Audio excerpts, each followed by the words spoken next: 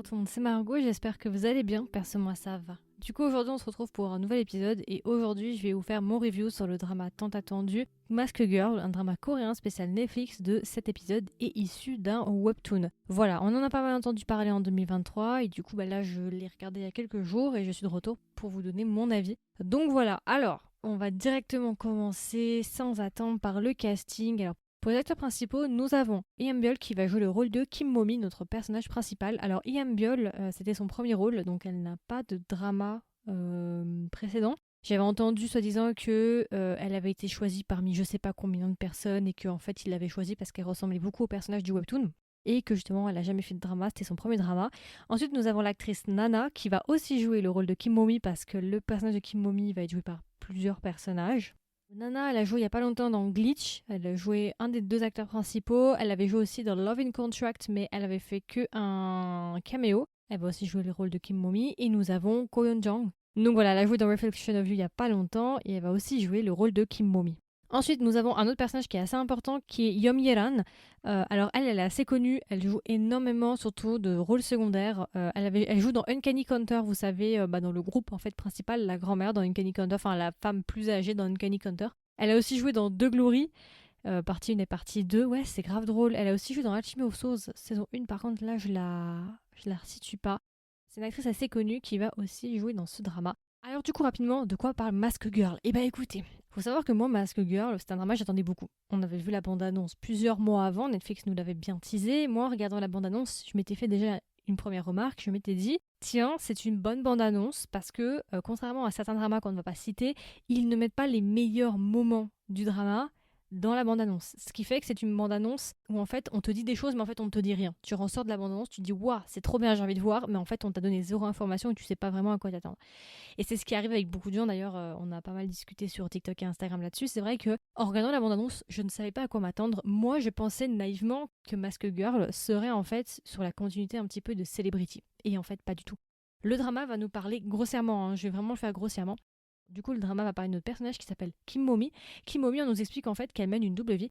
D'une part, elle travaille dans une entreprise d'assurance, la journée du coup, et la nuit, elle travaille en tant que cam girl. Elle se filme et elle danse pour des personnes et en échange, elle reçoit des cadeaux et tout machin.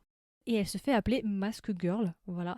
Et en gros, grossièrement, je vais la faire rapide, mais ce qui va se passer, c'est qu'un jour, en fait, un de ses collègues qui travaille avec elle dans l'entreprise d'assurance va la reconnaître. C'est-à-dire qu'il est un grand fan de Mask Girl et il va se rendre compte que Mask Girl est Kim Momi. Et à partir de là, la vie de Kim Momi va complètement basculer. D'ailleurs, c'est ce qu'ils disent dans le trailer, ils disent 3 femmes, 3 meurtres.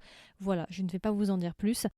C'est tout ce que je vais vous donner pour le résumé, je vais vous laisser le découvrir, mais maintenant je vais vous donner mes points positifs et points négatifs. Je vais essayer aussi de vous orienter sur le drama, parce que je pense sincèrement que Mask Girl est un drama où ça passe ou ça casse. J'ai oublié de préciser aussi, mais il y aura une version avec spoilers à la fin, où je veux juste mettre 2-3 trucs. Je veux juste discuter de 2-3 choses avec spoilers, mais ça sera à la fin, donc vous inquiétez pas si vous n'avez pas vu le drama. Alors, mes points positifs par rapport à ce drama. Au niveau de la forme, c'est très propre, c'est très très bien réalisé, c'est très intentionnel, c'est très beau visuellement, colorimétrie, direction artistique, mise en scène, tout. Franchement, j'ai rien à dire, c'est du professionnel, c'est du Netflix, il y a vraiment rien à dire, c'est très propre. Ça donne un petit peu les vibes sur le visuel, un petit peu, je sais pas pourquoi, mais ça me donne les vibes de Little Women. Surtout sur les décors, les environnements, les chambres et ce genre de choses. Le drama aussi traite de thèmes très très intéressants. Un des premiers thèmes de ce drama, c'est le beauty privilege, du coup, à quel point justement être beau dans notre société actuelle peut ouvrir des portes et peut, entre guillemets, t'aider. Et la discrimination, au contraire, qu'il y a envers les personnes qui ne sont pas jugées belles par la société. Ça, c'est vraiment le gros thème de l'histoire, justement, ce beauty privilege, aussi le harcèlement dans le milieu du travail, justement avec les femmes, qui est aussi traité dans une partie du drama. Et un autre thème aussi qui est abordé, c'est alors, comment un individu peut devenir un meurtrier en fonction de son environnement. Donc on va traiter justement le passé de ce personnage-là, son enfance. On va ensuite parler de son milieu du travail, de ses amis, de son entourage et comment justement cet environnement-là peut influencer sur un individu et peut le rendre, justement le faire devenir un criminel. Et c'est ça que j'ai beaucoup aimé et c'est pour ça aussi, première peut-être mise en garde que j'ai envie de vous donner. C'est vrai que Mask Girl, j'en ai pas mal discuté, j'ai eu énormément de retours, mais vraiment sur les réseaux sociaux, vous avez été super actifs, donc merci. J'ai pu collecter beaucoup d'avis et c'est vrai que il y a quelque chose qui ressort assez souvent. Les 2 premiers épisodes, principalement, sont très lents. Il ne se passe rien. Et malheureusement, en fait, ça a découragé beaucoup de gens. Il y a beaucoup de gens... Enfin, malheureusement, oui et non. C'est normal si au premier épisode il ne se passe rien, ou en tout cas je vais vous expliquer pourquoi au premier épisode il ne se passe rien. En fait le premier épisode, si vous voulez, c'est un épisode qui va vous planter le décor. C'est très intentionnel la manière dont c'est fait Mask Girl, c'est pas fait au hasard, les choses ne sont pas faites au hasard. En fait le premier épisode sert à te planter le décor sur notre personnage, présenter Kimomi, qui elle est, d'où elle vient, ce qu'elle vit, pour ensuite dans l'épisode 2 et la suite, t'introduire sur le point de pivot, la bascule de pourquoi elle va en arriver là où elle va en arriver. Et c'est assez intéressant parce que tu vois vraiment les étapes. Tu sais, parfois dans les dramas, souvent on voit les étapes, mais c'est des étapes assez floues. C'est, comment dire, c'est assez black and white, c'est assez brutal en fait. On va dire que les étapes de sa descente aux enfers sont beaucoup plus segmentées.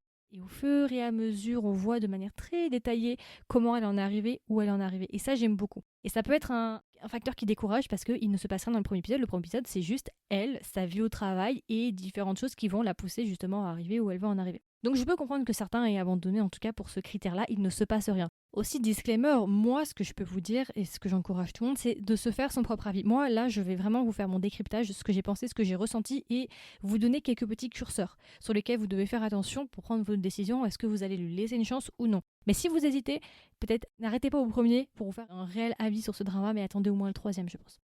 Donc voilà, c'est très propre. J'ai bien aimé la première partie, c'était assez fluide, il se passait pas mal de choses, c'était assez intéressant et ça, entre guillemets, suivait les promesses finalement que j'attendais, même si ça n'était pas du tout sur le genre celebrity, parce que moi je pensais vraiment qu'on allait être sur celebrity, naïve, sur les influenceurs, pas du tout.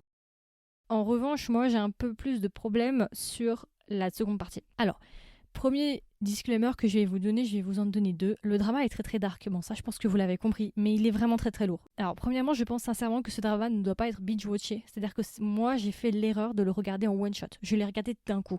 Et ça je pense que ça a beaucoup influé aussi sur mon ressenti par rapport à ce drama-là.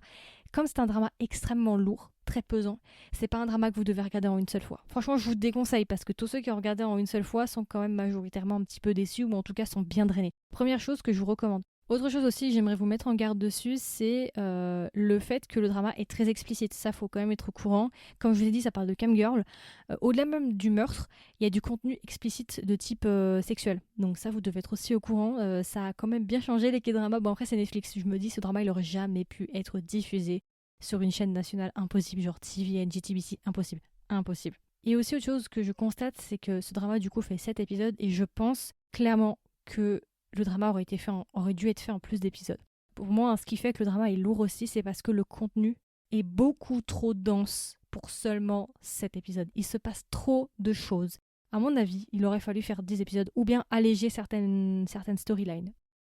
Alors, quelques points négatifs. Là, je vais être assez large et après, je voulais développer dans la partie avec spoiler. C'est un drama où en fait, personne n'est fondamentalement gentil. Tous les personnages sont juste de mauvaise foi, sont juste mauvais. Ils n'ont pas de conscience. Alors dans un sens, on va me dire, bah ouais, c'est réaliste dans la vraie vie, c'est pas toujours le bien qui triomphe, on est totalement d'accord. Et c'est peut-être pour ça aussi que ça me dérange.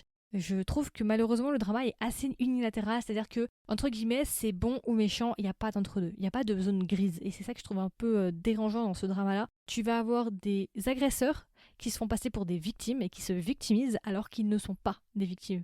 Et c'est ça qui me met vraiment fondamentalement mal à l'aise. Et c'est pour ça qu'il y a un personnage que j'ai juste détesté et qui me... J'ai pas envie de dire qu'il me dégoûte, mais presque en fait. C'est vraiment... Il me met profondément mal à l'aise, il me donne limite la nausée. C'est vraiment viscéral, je ne peux pas voir ce personnage. Plusieurs choses par rapport à la fin et la seconde partie. Pour moi, la seconde partie, je trouve que ça commence un petit peu à se mélanger. Il y a peut-être trop de choses qui se passent. Et surtout, je trouve que la fin, pour moi, est trop rushée. La fin, j'ai pas vraiment compris ce qu'ils ont essayé de faire. C'était pour moi too much, cette fin. En plus, comme je l'ai dit déjà sur TikTok, ils ont utilisé un cliché des K-dramas qui pour moi était too much en fait. Vraiment, à la fin de cette série, j'avais l'impression d'être sur Penthouse. C'était pas nécessaire. J'en parlerai dans la version avec spoiler, c'est pour ça que ça intéresse. Déçue par la fin, oui, c'était voilà. Mais en même temps aussi, je m'étais fait le drama en un seul one shot, donc je pense que j'étais aussi épuisée, vous voyez. Le drama n'a pas de morale, quasiment.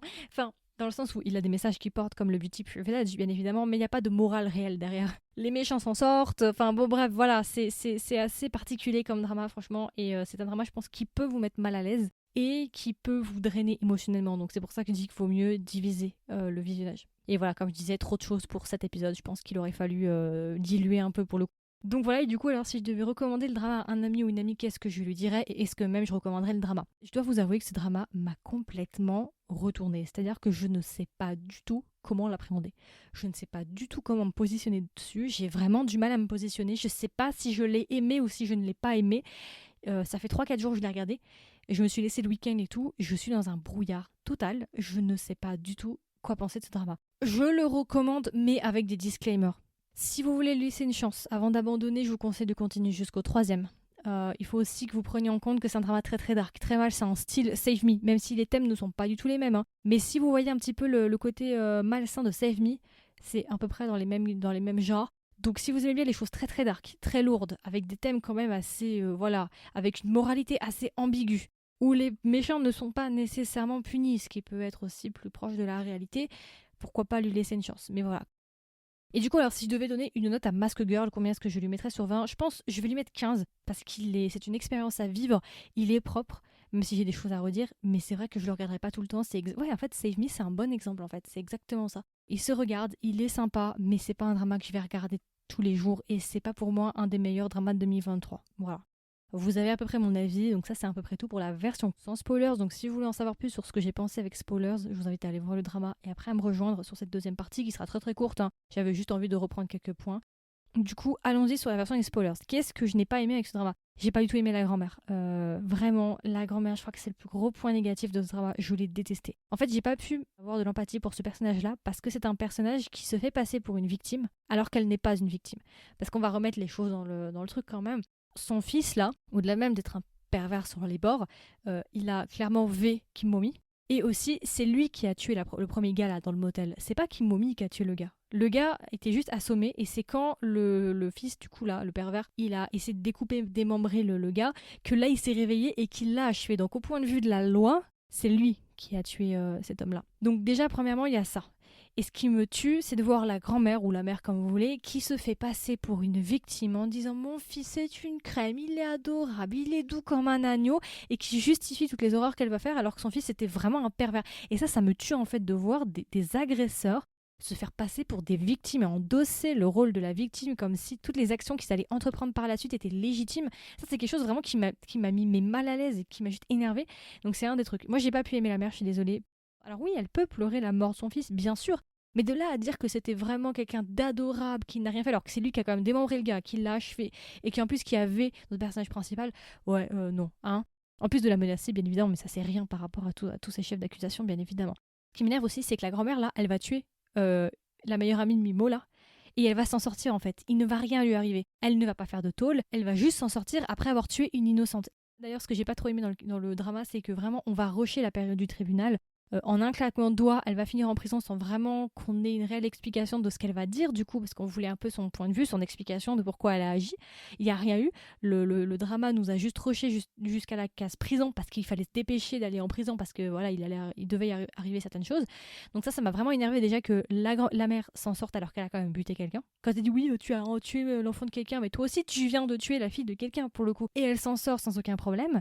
Ensuite, t'as Mimo qui ne s'explique pas, on n'a pas d'explication. Alors, c'est vrai que j'en ai discuté avec une abonnée, Laetitia, on avait discuté, elle m'avait dit justement que bah oui, mais effectivement, Mimo, elle pouvait pas s'expliquer sur certaines de ces choses parce qu'elle n'est pas au courant en fait que c'est l'autre qui a tué le gars. C'est vrai, d'un point de vue logique, elle ne pourrait pas dire entre guillemets la vérité vu qu'elle-même ne la connaît pas. Mais moi, ce que je reproche, c'est plutôt au niveau du drama. Ce que j'attendais en fait tout au long du drama, c'est qu'on ait des preuves. Une enquête.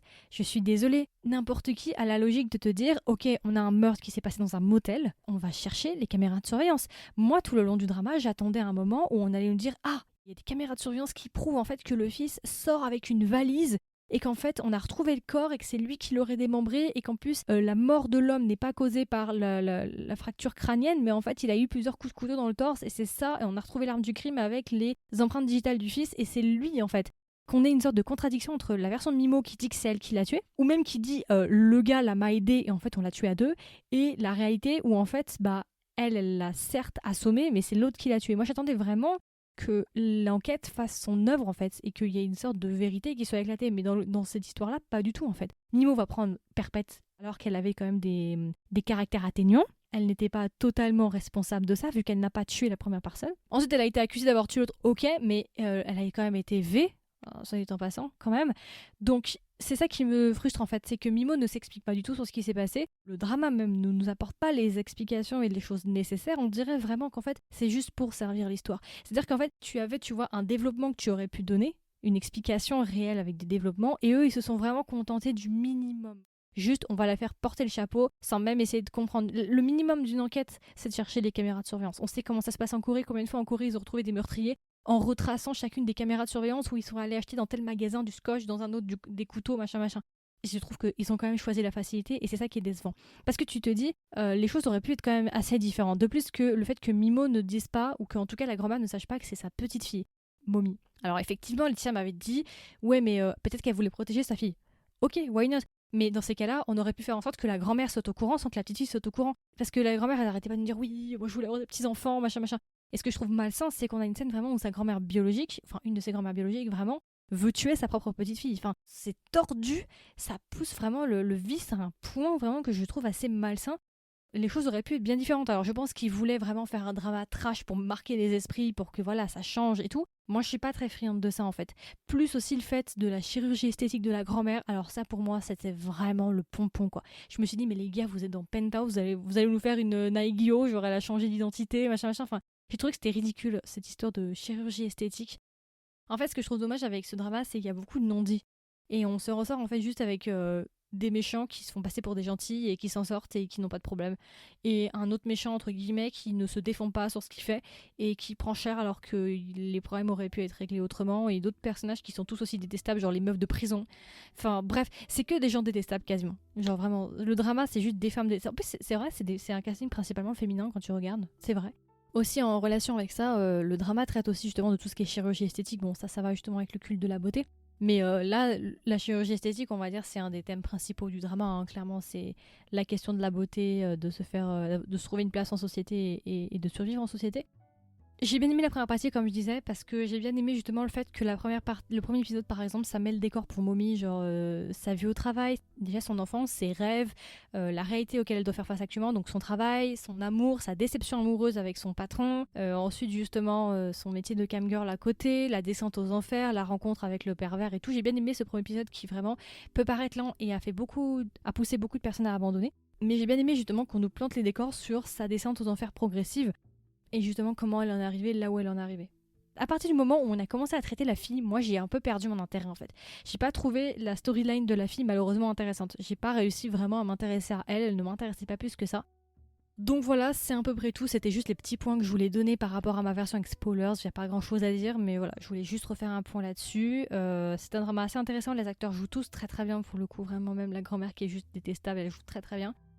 Donc voilà, écoutez, c'est à peu près tout. C'était mon review, ma version complète sur le drama Mask Girl. J'espère que ça vous a intéressé, j'espère que ça vous a plu. Comme d'habitude, n'hésitez pas à me donner vos retours. Qu'est-ce que vous avez pensé du drama? Est-ce que vous l'avez aimé? Si vous l'avez aimé, n'hésitez pas à me dire ça.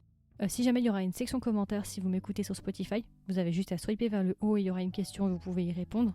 Et puis si jamais vous voulez être au courant des dernières sorties du podcast, n'hésitez pas à vous abonner au podcast. Vous pouvez le faire soit sur Apple Podcast, soit sur Spotify, soit sur Google Podcast. Et n'hésitez pas à laisser une note, c'est juste un clic, mais ça m'aide beaucoup. Et puis voilà, écoutez, je vous souhaite une agréable journée ou une agréable soirée, et je vous dis à la prochaine pour un nouvel épisode. Bye bye!